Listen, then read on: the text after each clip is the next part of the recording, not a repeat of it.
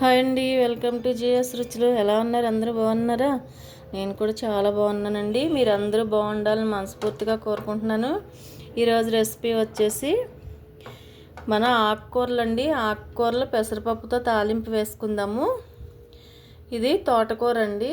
చాలా లేతగా ఉంది, ఫ్రెష్గా ఉంది. ఇదేమో పాలకూర.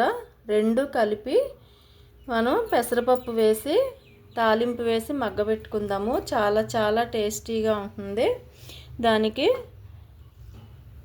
మీడియం సైజ్ చిన్న ఉల్లిపాయలు, ఒక 2 ఉల్లిపాయలు, పచ్చిమిర్చి చాపర్లో చాప్ చేసుకున్నాను, కరివేపాకు, 3 స్పూన్లు పెసరపప్పు ముందుగా ఒక గంట ముందు నానబెట్టుకున్నాను.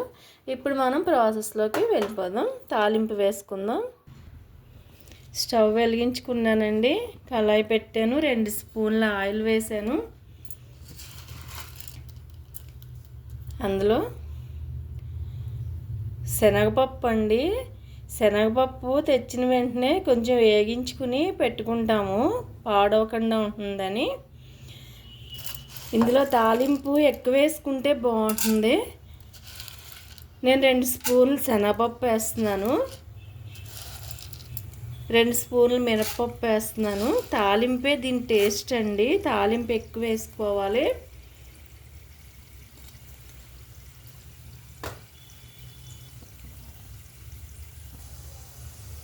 ఆవాలు వేస్తున్నాను.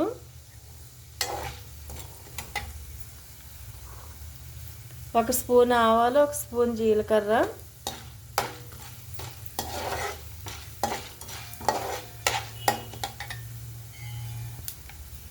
ఆవాలు చిట్టుబట్టలు ఆడాక ఎండుమిర్చి వేస్తున్నాను.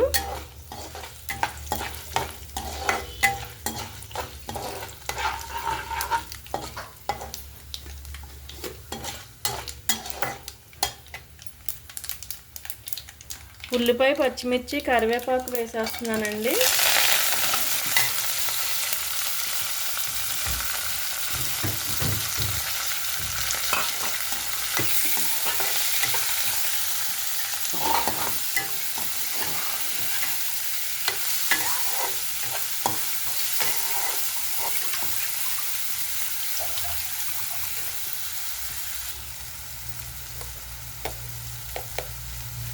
ఒక 1/2 స్పూన్ సాల్ట్ వేస్తున్నాను.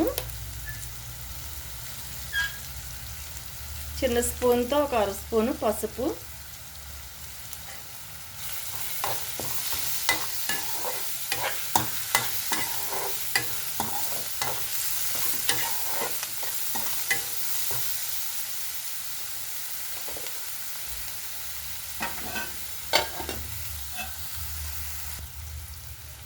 మూత పెట్టేద్దాం.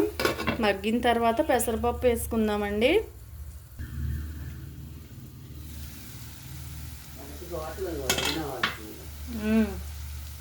పెసరపప్పు వేస్తున్నానండి.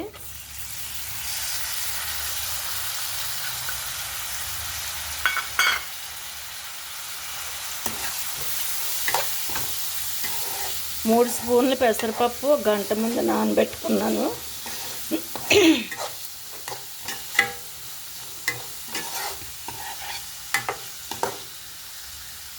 కొంచెం మగ్గాక ఆకుకూరలు వేసేసుకుందాం.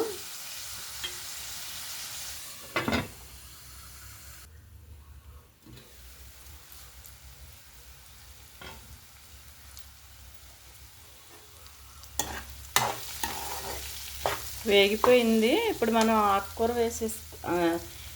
ధనియాల పొడి, జీలకర్ర, ధనియాలు కలిసి పొడి చేసుకున్న పౌడర్ అండి ఇది 1 స్పూన్ వేస్తున్నాను. మంచి టేస్ట్గా ఉంటుంది. అలాగే కారం కూడా 1 స్పూన్ వేస్తున్నాను. ఇవి చిన్న స్పూన్లేనండి. ఉప్పు, కారం మీరు మీ టేస్ట్ని బట్టి వేసుకోండి.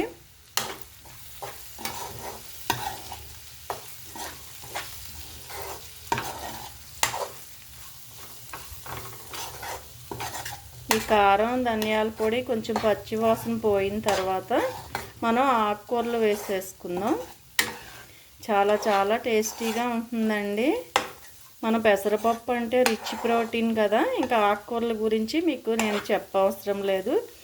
పాలకూర, తోటకూర రెండు కూడా చాలా హెల్దీ. మంచి హెల్దీ కర్రీ అండి ఇది.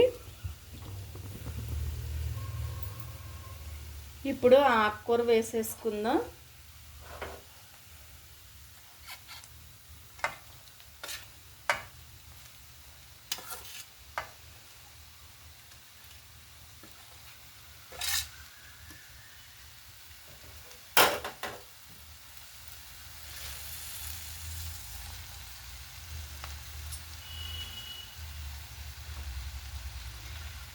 తోటకూర పాలకూర కాంబినేషన్ చాలా బాగుంటుందండి. రెండు కలిపి వండుకుంటే చాలా టేస్టీగా ఉంటుంది.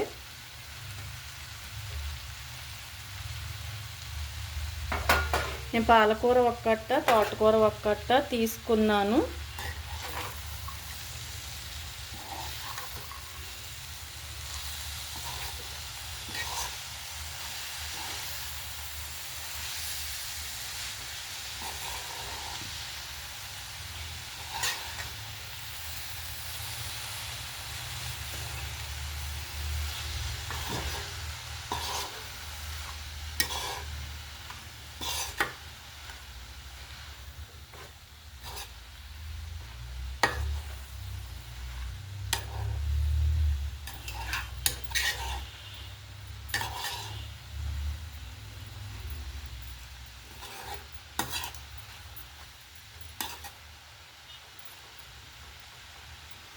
ఈ ఆకుకూరలో నీరు వచ్చేస్తుంది. ఆ నీరు తగ్గే వరకు మనం మగ్గబెట్టుకుందాము.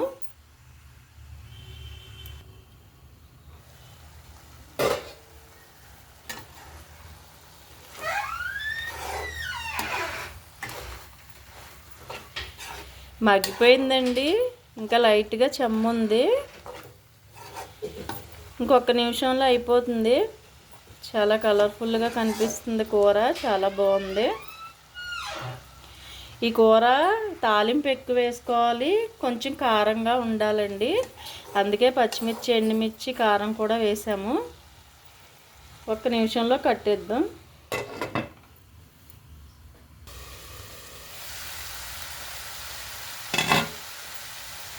అయిపోయిందండి. మగ్గిపోయింది. స్టవ్ కట్టేస్తున్నాను. ఇప్పుడు మనం సర్వింగ్ బౌల్లోకి తీసేసుకుందాం. సర్వింగ్ బౌల్లోకి తీసానండి. కర్రీ చూడండి ఎంత కలర్ఫుల్గా ఉందో. తప్పనిసరిగా ట్రై చేయండి. మంచి హెల్దీ కర్రీ. మనకు దీనిలో ముఖ్యంగా తాలింపే టేస్ట్ అండి. పప్పులు ఎక్కువ వేసుకుని తాలింపు వేసుకోవాలి. ట్రై చేయండి. ట్రై చేసి ఎలా ఉందో కామెంట్ పెట్టండి. నచ్చితే లైక్ చేయండి, షేర్ చేయండి, సబ్స్క్రైబ్ చేసి నన్ను సపోర్ట్ చేయండి. Thank you.